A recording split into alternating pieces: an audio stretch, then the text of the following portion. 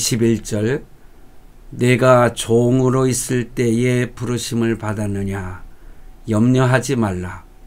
그러나 내가 자유롭게 될 수 있거든 그것을 이용하라. 주 안에서 부르심을 받은 자는 종이라도 주께 속한 자유인이요 그와 같이 자유인으로 있을 때에 부르심을 받은 자는 그리스도의 종이니라. 너희는 값으로 사신 것이니 사람들의 종이 되지 말라. 형제들아, 너희는 각각 부르심을 받은 그대로 하나님과 함께 거하라. 아멘. 오늘 말씀 고린도전서 7장 21절로 24절 말씀을 중심해서 제가 제목을 노예 근성이 문제입니다. 이런 제목을 잡았습니다.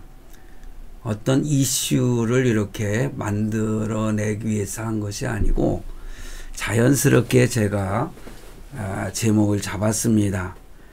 왜냐하면 오늘 본문 말씀에 보면은 종이라고 하는 단어가 21절에 한 번 나오고 22절에도 한 번 나오고 두 번이군요. 그리고 23절에 또 한 번이 나옵니다. 이렇게 종이라는 단어가 많이 나오고 자유인이라고 하는 단어가 또 22절 중반에 보면은 자유인이요 또 자유인으로 있을 때에 이런 말씀이 나옵니다. 그래서 사실 오늘 말씀은 종의 얘기와 자유인의 이야기가 되는데 사실 여기서 종이라고 번역을 했습니다마는 보세요. 23절에 보면은 너희는 값으로 사신 것이니 값으로 사셨다고 그랬어요. 예수님께서.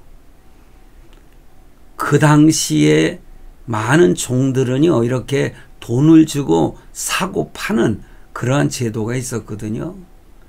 그 한 예를 들어서 23절에 너희는 값으로 사신 것이니 이제는 사람들의 종이 되지 마라. 사고 파는 것이 종이었습니까?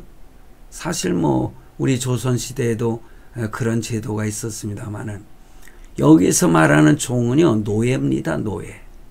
사고 파는 노예입니다. 미국의 그 역사를 보면은 과거에 많은 아프리카 사람들을 노예화해 가지고 사고 파는 그러한 일들이 많이 있었습니다만은 이렇게 본문에 나오는 종은 노예를 가르쳐서 노예를 가리켜서 또한 표현하는 말씀이기 때문에 저는 그래서 노예 근성이 문제입니다. 이러한 제목을 잡아보았습니다.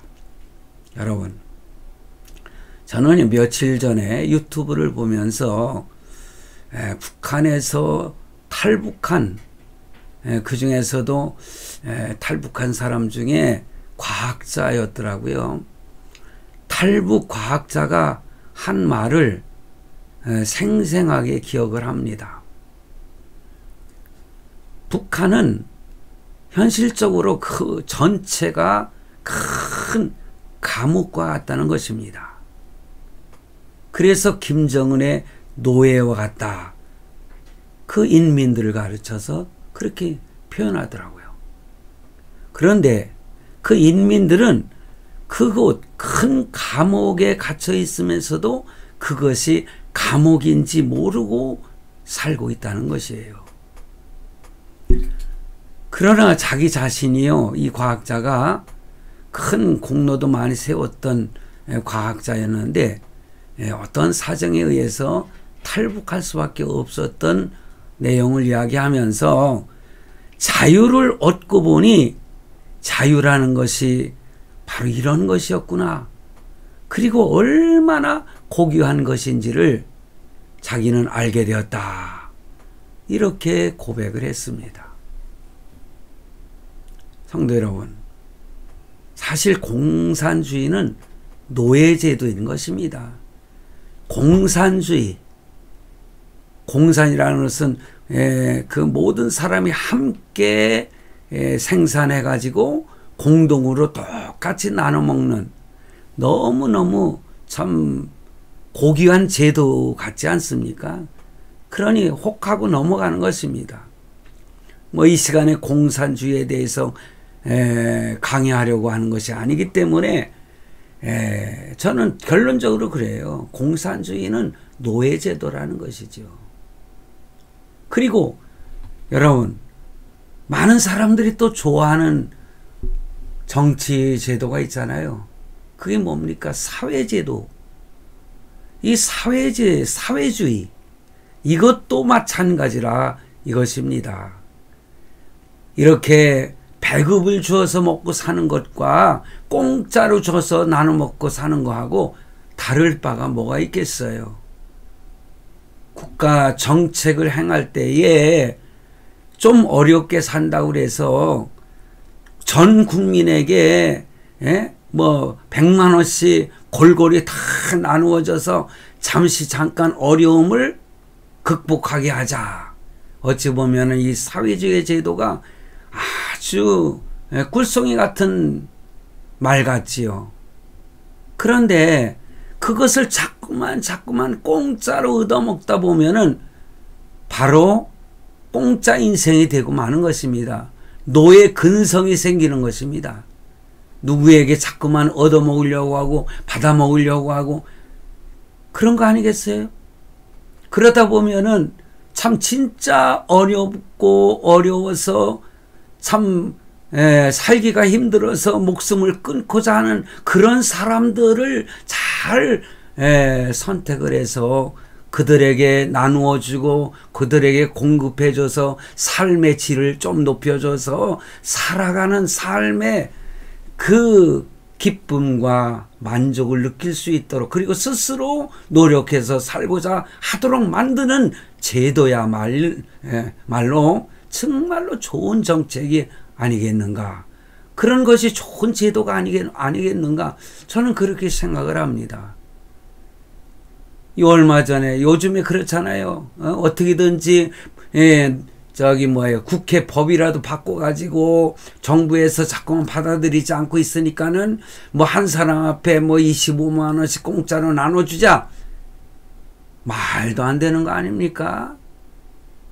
스웨덴인가요? 어디에서는 오히려 그런 제도를 갖다가 한 사람 앞에 200만 원씩 나눠주는 제도를 채택을 하자고 했는데, 그래서 국민투표를 했더니 반대가 나왔다는 거예요. 내가 정확하게 지금 기억을 하는지 아니지는 모르겠습니다만 유럽에 그런 나라가 있지 않습니까? 여러분? 그래서 노예 근성이라고 하는 거 있잖아요. 우리는 깊이 생각을 해봐야 되는 것입니다.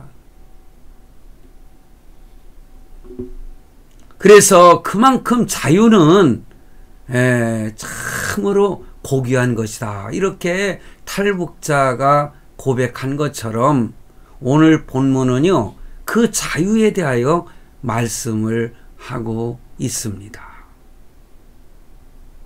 여러분, 그러므로 우리는 그 자유라고 하는 것이 진정으로 무엇인가? 참 자유는 무엇인가? 우리는 그것을 알아야 되지 않겠습니까? 그리고 그 자유의 원리를 알아야 된다는 것이죠.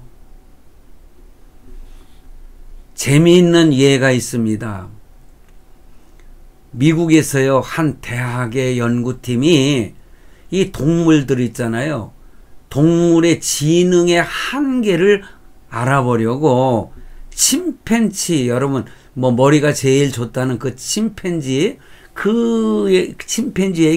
이렇게 수화를 가르쳐 주었다는 것입니다. 갖은 노력 끝에 140여 개의 단어를 가르쳐 주었는데, 그래서 자기 의사를 표현하도록 유도를 해 보니까 이 침팬지가 처음으로 표현한 말이 뭐냐? 이런 말이었대요. Let me out. 이게 뭡니까? 나를 놓아주시오. 그러니까는 붙들려 있는 것이 너무 고통스럽다 이거죠. 그러니까 나에게 자유를 달라. 나를 놓아달라. 예? Let me out. 이게 진짜인지는 모르겠는데 어쨌든 그런 이야기가 있길래 소개를 합니다. 그러니 짐승들도 뭐예요? 자유를 원해요. 여러분 로마서에 보면은요, 이 대자연이 자유를 원하고 있어요. 해방되기를 원하고 있어요. 이건 하나님의 말씀입니다. 인간이 죄에 빠졌기 때문에 모든 자연 만물까지도 구속을 당하고 있다는 것입니다. 여러분, 그러니 자유가 얼마나 소중한지 알 수 있지 않겠습니까? 누구나 자유를 원하는 것입니다. 사람이나 짐승이나 무엇보다 참 소중한 것을, 무엇을 소중하게 여기느냐? 그게 바로 자유인 것입니다. 그래서 본질적으로 우리가 따져보면은요, 인간의 원죄를 생각해 보지 않을 수가 없는 거죠. 원죄로 인해서 아담과 하와가 하나님 앞에 범죄함으로 우리는 원죄를 지은 죄인이 된 거 아닙니까? 예? 오리지널 길트라고 하죠. 예. 원죄. 그래서 원죄로 인해서 사실은 종이 된 상태이기 때문에, 근데 하나님의 종이 되었으면 좋은데 죄의 종이 되었지 않습니까? 그래서 에덴 동산에서 쫓겨나게 된 것입니다. 그러므로 인간도 자유를 갈망하게 된 것입니다. 그처럼 자유가 소중한데 우리가 진정한 자유를 누리려면은 제가 제목에 쓴 것처럼 노예 근성을 극복해야 되는 것입니다. 그 노예 근성을 극복하려면은 우리가 자유에 대한 원리를 잘 알아야 되는데 그게 뭔가? 첫 번째로 생각해 볼 것은 내가 노예에서 벗어나서 자유인이 되는 길은 사실은 자기 자신에게 먼저 그 책임이 있다는 것이에요. 그러므로 자유인이 되는 길은 자기 자신에게 있다. 뭐 원칙적으로 볼 때 진정한 자유인이 되는 것은 하나님의 종이 되는 거 아니겠습니까? 하나님의 자녀가 되는 거 아니겠어요? 제가 이렇게 결론을 전제로 하지만은, 그러나 우리가 실생활 속에서 진정한 자유를 원한다면은 자기 스스로가 자유인이 돼야 돼요. 얽매이지 말아야 돼요. 생활에 얽매이지 말고 돈, 물질에 얽매이지 말고, 그래야 진정한 자유인의 삶을 살 수 있는 것입니다. 우리는 가끔 사람들이 어떤 환경이 나를 속박한다. 내 환경이 이렇기 때문에 난 어쩔 수가 없어. 그러면서 스스로 포기하는 그런 사람들도 있지요.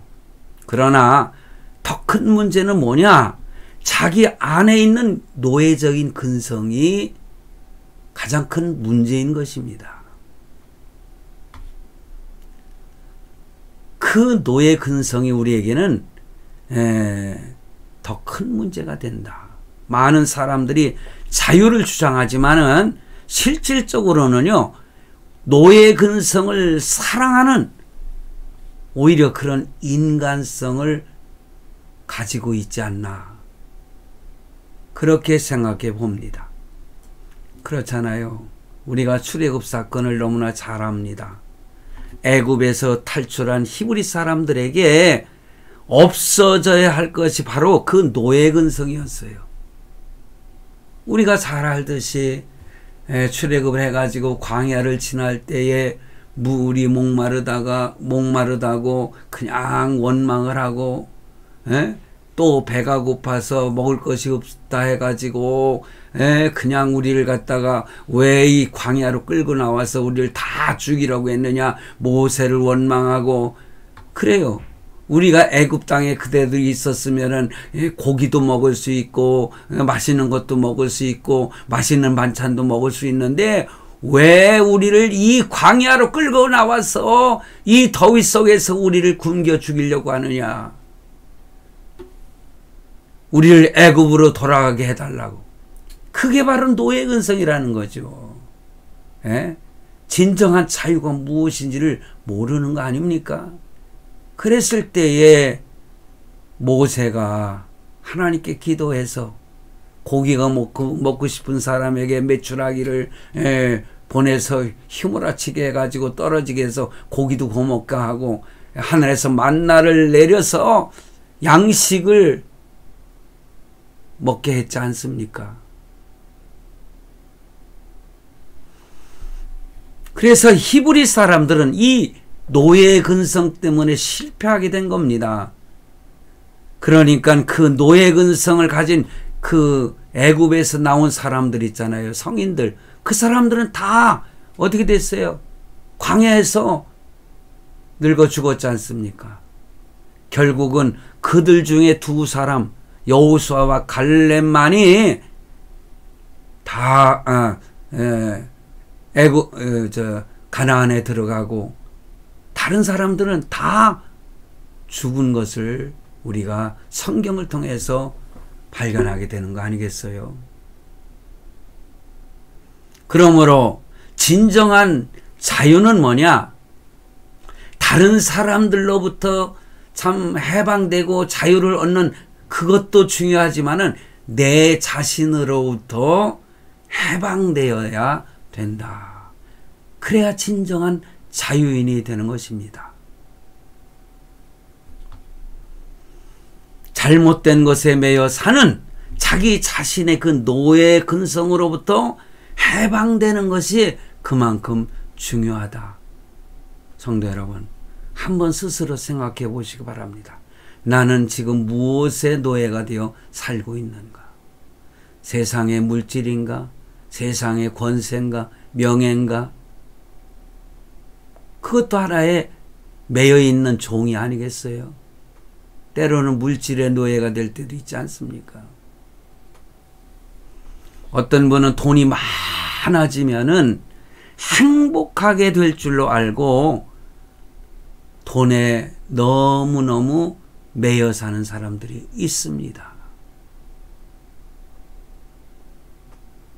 그 돈신에게 굴복하는 거예요. 노예가 되는 거예요.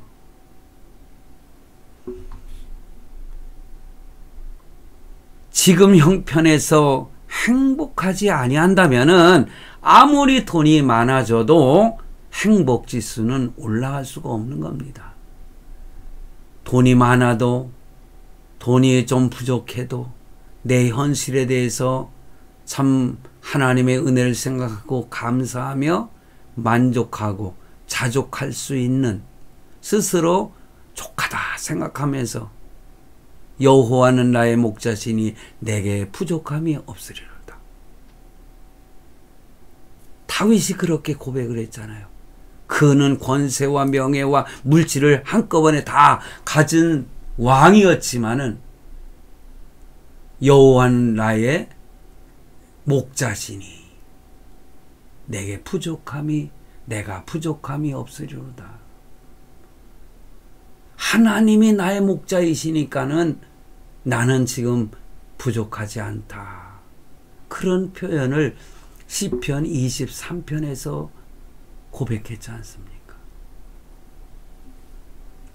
그러므로 이 원리를 알고 있으면은 우리가 가진 우리 속에 생겨나는 어떤 문제와 고민은 어느 상당 부분은 해결될 수 있지 않는가, 그렇게 생각을 합니다. 그러므로 성도 여러분, 돈이 많아질 때까지 기다리지 말고 지금 이 상태에서 내가 먼저 행복하게 살아가는 것, 그러면서 열심히 땀을 흘려 노력하다 보면은, 때로는 어려운 고통도 싸워가며 극복하다 보면은, 하나님은 때가 되시면은 물질도 주시고 명예도 주시고 권세도 주시는 것입니다. 여러분, 돈이라고 하는 것 너무너무 좋은 겁니다. 명예, 그래서 명예 때문에 죽고 사는 사람들이 얼마나 많습니까? 예? 여러분, 일본 사람들 중에서 가장 명예를 귀하게 여기는 사람들이 사무라이라고 그러더라고요. 일본에 갔더니 사무라이 촌이 있더라고요. 그들은 자기가 명예가 실추가 되면은 할복하고 죽는 겁니다. 스스로. 이 정도로 명예가 귀하다는 거지요. 그러니 명예가 얼마나 좋은 것인지 몰라요. 권세요.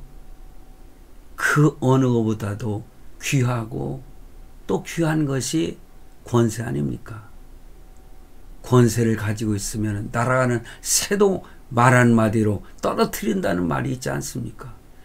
권세가 있어야 악한 것들과 또 싸울 수도 있는 거 아니겠어요? 근데 악한 자가 권세를 얻었을 때에는 망쳐버리고 마는 거 아니겠어요? 그러므로 지도자를 얼마나 잘 선택해야 되느냐 중요한 것입니다. 어제 친구하고 만나서 잠시 걸으면서 힐링을 하고 대화를 많이 했어요. 근데 그 친구가 어떤 다큐멘터리를 봤대요. 그랬는데 그 나라 있죠. 아유 갑자기 베네수엘라. 베네수엘라가 기름이 제일 많이 나오는 큰 부자 나라였는데 지도자 한 사람 잘못 세워가지고 그 나라가 지금은 참 뭐라고 할까요? 꼴찌로 못 사는 그런 나라가 되어버리고 말았어. 그러니 나라의 지도자를 얼마나 잘 세워야 되는지를 깨달았다는 거예요.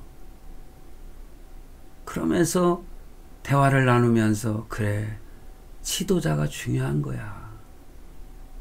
그래서 훌륭한 지도자를 세워야 되는데 참 나라 걱정 많이 되네. 이런 대화를 나누었습니다. 여러분, 그러므로 돈이라고 하는 것이 나쁜 게 아니죠. 너무너무 좋은 거예요. 돈이 없어서 죽는 사람이 얼마나 많습니까? 왜냐하면 돈이 없어서 수술도 못하고 돈이 없어서 병원에도 못 가서 결국 가서는 병을 키워가지고 죽는 사람들이 너무너무 많아요. 저는 다행히도 참 큰 수술을 받았지만은, 눈 수술도 받았지만은, 감사하게도 참 돈이 없어서 수술 받지 못한 사람이 참 벗어났기 때문에 저는 이렇게 눈도 건강해졌습니다.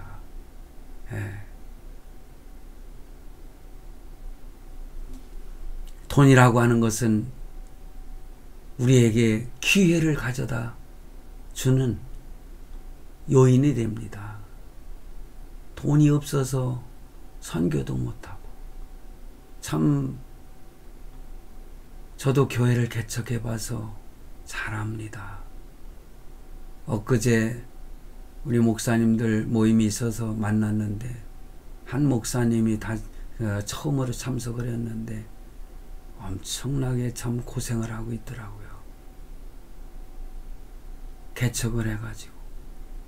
개척을 하지 않았으면은 자기가 가지고 있는 기술이나 이런 걸 그분을 이렇게 초청한 목사님이 하는 얘기예요. 잘 먹고 잘 살았을 텐데 이리저리 도망다니다가 늦게서 부르심에 응해가지고 교회를 개척했는데 지금 너무너무 고생을 하고 있다. 저한테 그런 얘기를 해주시더라고요. 그래서 그런 분들이 또한 그걸 극복하게 되면은 잘 되어지지 않겠습니까? 돈이 없어서 힘들고 어려우니까 좀 잘 살고 좀 넉넉한 사람이나 교회가 이런 분들에게 후원을 좀 해주면 얼마나 힘이 되겠습니까? 저도 초창기에 교회에서 이렇게 몇 교회에서 그 후원을 했는데 교회는 이상하게요. 저도 교회를 했으면 하고 참 선교를 좀 했습니다만은 저도 후회가 돼요. 그냥 얼마 되지 않는 걸 보내요.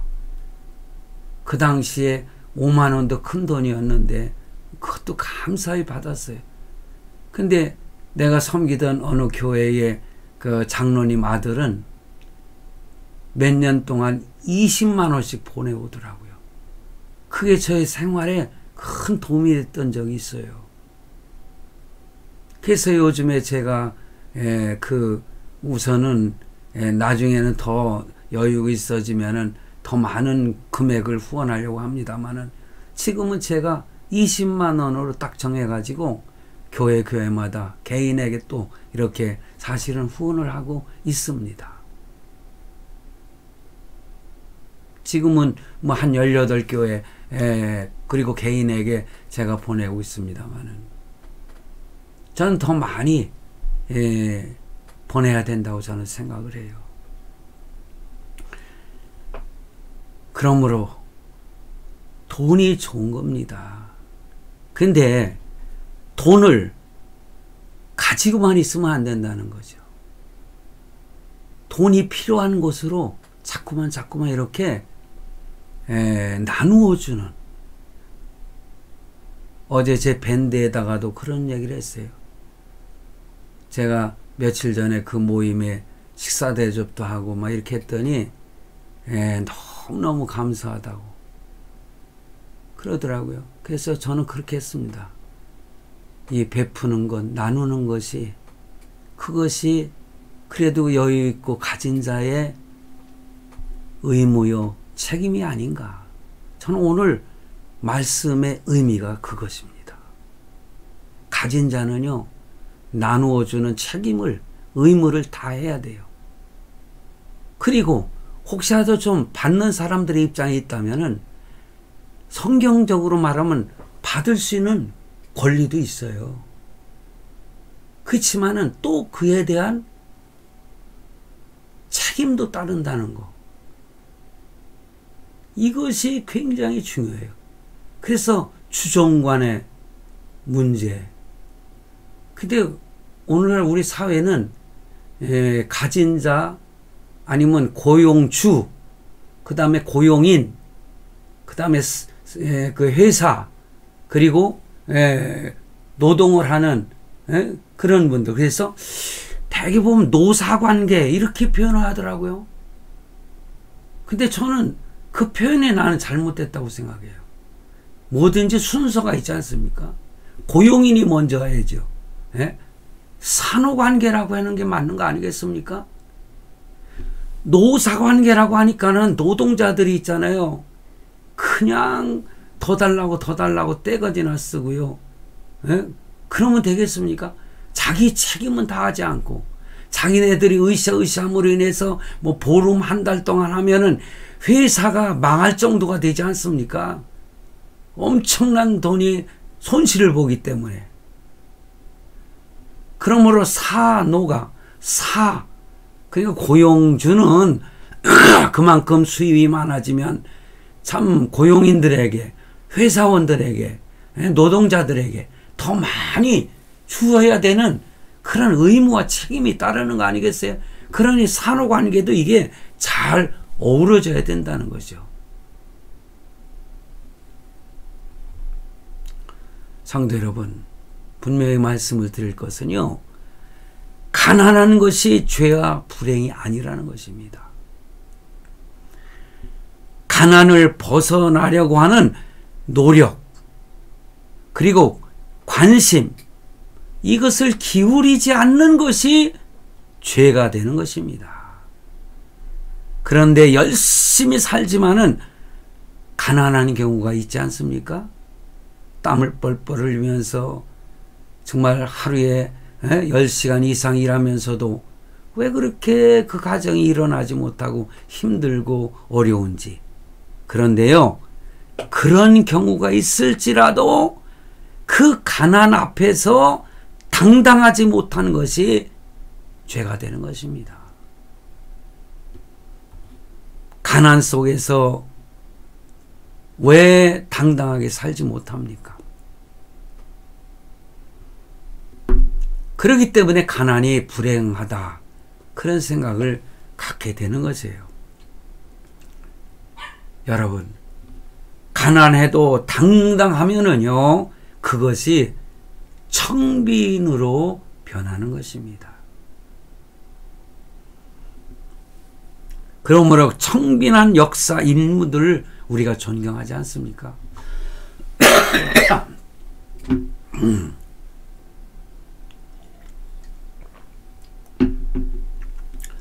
저도요, 가난 속에서 저는 당당하게 살아왔어요. 목회하면서 참 힘들고 어려워도 저는 그 어려움이나 가난 속에서도 저는 당당하게 살아왔습니다. 누구에게 도와달라고 이렇게 스스로 찾아다니지 않았어요. 아주 아닌 건 아니었지만, 그래서 저는 지금도 떳떳합니다. 예배당을 지을 때도요, 절대로 뒷주머니 차지하지 않았습니다. 알고 보니까는 우리 선배들이 큰 교회 지면서 뒷공원으로 돈을 빼돌렸더라고요. 요 얼마 전에 우리 동기 목사님 만났는데, 그분은 오래전에 은퇴했고 나이가 저보다도 한참 위에요. 80이거든요. 근데 그 목사님이 아무게 사실 목사님들 욕하고 싶지는 않지만, 건축업자, 예배당을 질 때 나를 속인 목사가 있었어요. 내가 사기당해가지고 어려움을 겪었는데, 그 친구에게 5천만 원, 1억 5천만 원, 그리고 2억짜리 집을 갖다가 자기 소유로 이렇게, 가까운 목사님이 그렇게 했을 때 가슴이 그냥 애려오더라고요. 깜짝 놀랐어요. 모르고 있었거든요. 여러분, 그래도 되겠습니까? 목사가 저를 포함해서 마찬가지예요. 저라고 항상 깨끗하겠습니까? 하나님 앞에 부끄러운 사람이에요. 저도 고개를 들 수 없는, 저도 죄인 중에 괴수입니다. 세상에 죄인 아닌 사람이 어디 있겠어요? 다 원죄를 가지고 태어났고, 그래서 노예 근성이 있지 않겠어요? 우리는 할 수만 있으면 하나님 앞에서나 세상에 살면서 청빙한 사람이 되어야 하나님이 기뻐하시지 않겠는가? 어떤 사람은 그렇게 살면은요, 아이고 세상을 왜 그렇게 요령 없이 사냐, 이 바보 천치라고 하면서 뒤에 가서 쑥덕궁거리면서 비웃고, 아니 예수 믿는다고 사업하는 사람이 같이 사업을 하는 사람끼리 또한 만나서 회식도 하고 그럴 적에 술 한 잔 마시는 게 뭐가 그렇게 대단하다고, 담배 피는 거 이거 그 술, 담배 그 다 해야 친구들도 넓게 사귈 수 있고 사업도 잘할 수 있고 그렇습니까?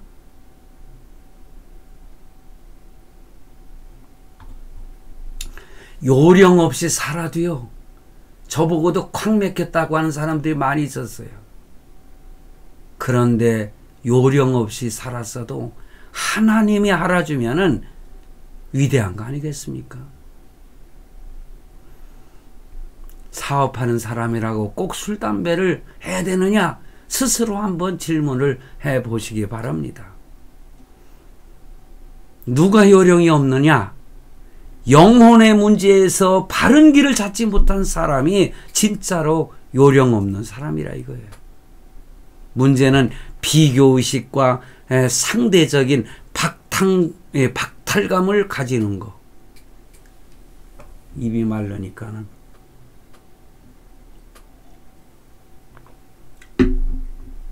그러므로 지금 나의 환경과 생활 속에서 자족할 수 있는 삶을 사는 것이 가장 부유한 사람이다. 그런 것입니다. 부자는 겸손하게 살아야 됩니다. 가난한 자는 당당하게 살면 되는 것입니다. 그리고 하나님 앞에 설 날을 생각하면서 부지런히 살면 됩니다. 그러므로 나를 진정 자유자로 만드는 것은 환경이 아니라 나 자신이다. 그리고요, 여러분, 자유인이 되잖아요. 그런데 참 이상한 것은요, 편안함보다는요, 고통이 더 주어질 수 있다는 거예요. 그걸 감당할 줄 아는 사람이 진정한 자유인이 되는 것입니다. 흔히 사람들은 착각하는 경우가 있잖아요. 자유에 관한 가장 큰 착각은 뭐냐? 자유인이 되면은 생활 속에 다 편안할 줄 알아요. 여러분, 노예라고 해서 다 고통이 있을까요? 아니에요. 노예로서 편안함 속에서 사는 사람도 얼마나 많은지 몰라요. 과거에 참 그런 사람들이 예수를 만난 다음에는 아무리 채찍을 맞으며 살아도 그 마음엔 자유함을 누렸다는 거. 여러분 잘 알지 않습니까? 노예적인 근성이 우리를 속이는 그것이 바로 기만이라는 거죠. 그러나 여러분 자유에도요 고통이 따르는 거예요. 탈북민들이 자유를 찾아 한국에 왔는데 처음에는 너무너무 좋은 거예요. 그런데 나라에서 대주는 할당금이 있잖아요. 그거 이리저리 쓰다 보니까는 그 직장 생활하고 벌지는 못하고 그러다 보니까는 나중에 어려워지고 또 탈북민이라고 하면은 이상한 눈으로 보고 뭐 그러는 것처럼 그런 고통을 당하다가 결국은 뭐 북한으로 다시 돌아가겠다 이런 사람도 있었잖아요.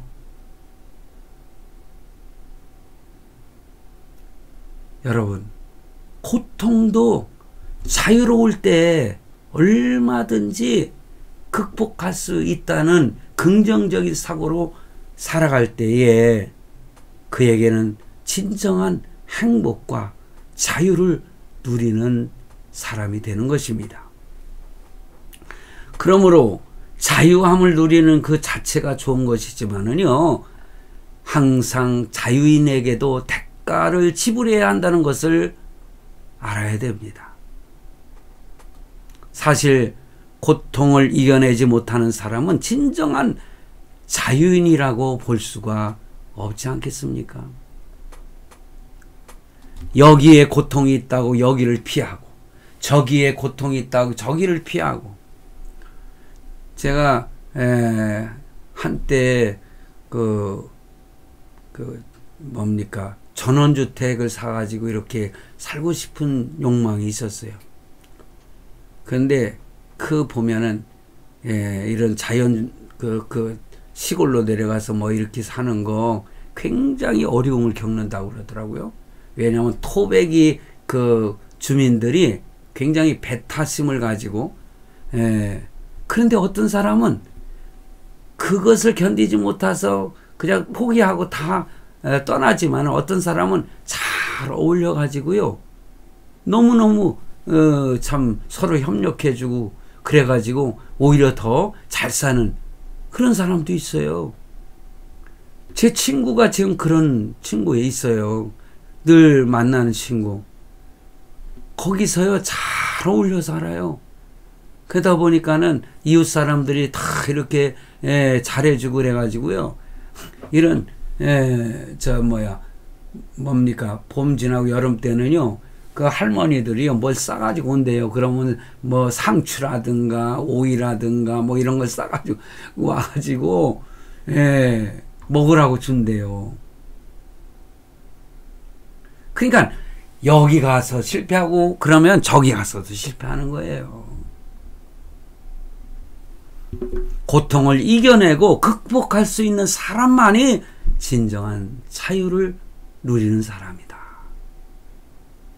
그러므로 자유는 의무를 다하는 것이고 책임을 다하는 것이다.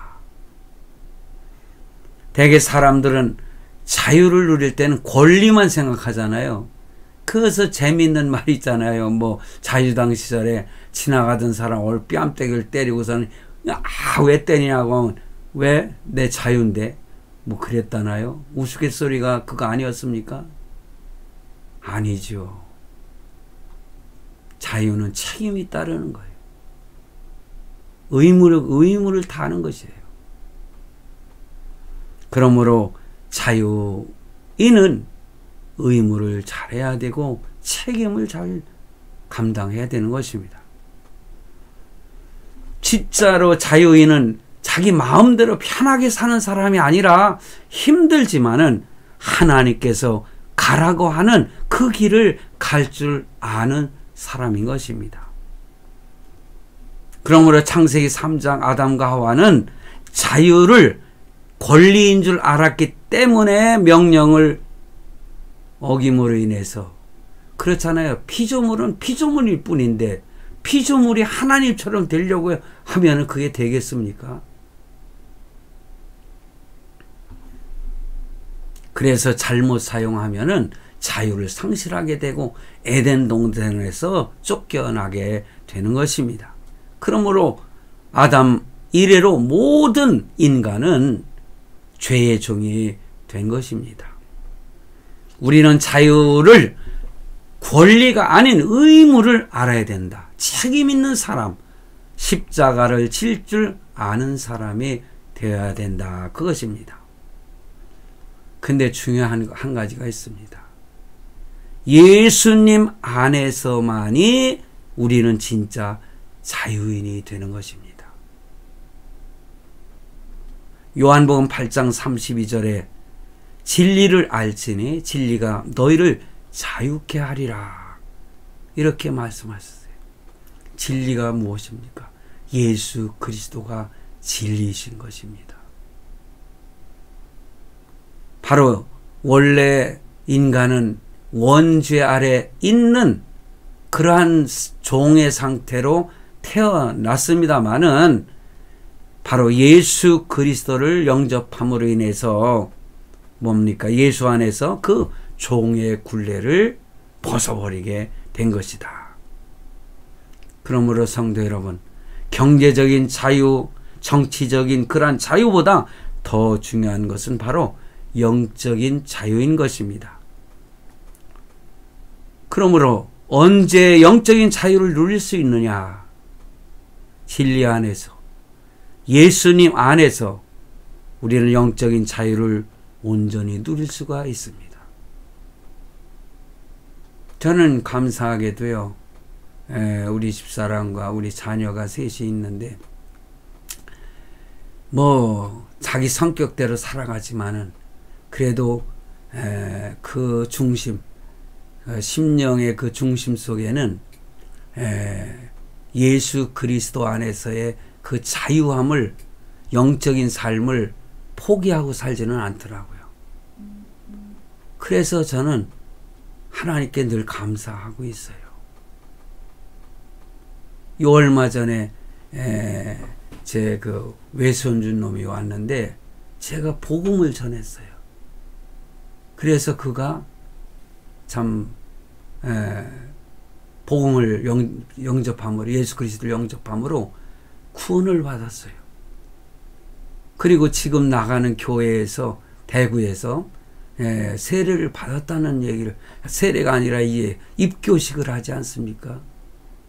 어려서는 유아세를 받았으니까. 예수 그리스도가 내 안에 있을 때에, 내가 그리스도 안에 있을 때, in Christ, 그때의 진정한 자유인이 되는 거라. 모든 죄에서 해방을 맞게 되는 것입니다. 그러므로 오늘 본문 22절 말씀에 주 안에서 in Jesus, in Lord, 그것이 강조하고 있는 거예요. 주 안에서 내게 주어진 그 형편 속에서 내게 주어진 일에 최선을 다하는 것, 그것이 바로 진짜 자유인의 모습이 되는 것입니다. 우리가 처한 현재의 상황에서 인정을 받는 그리스도인이 되시기 바랍니다. 그래야 우리에게 진정 복된 길이 열리게 될 것입니다. 여러분, 기독교인이라면은 어떤 사람을 말합니까? 예수 그리스도로 인하여 죄의 속함을 받고 자유인이 되었을 때에 그가, 쉽게 표현하면은 예수 믿는 사람이 기독교인이죠. 그래서 너희는 값으로 사신, 그러니까 예수의 피로 값을 지불하고 우리를 사신 것입니다. 예수 그리스도께. 그러므로 우리는 누구의 종이에요? 예수 그리스도의 종이에요. 그러므로 누구의 종이 되지 말라? 사람의 종이 되지 말라. 여러분, 자유라고 하는 것은 환경과 관계가 없습니다.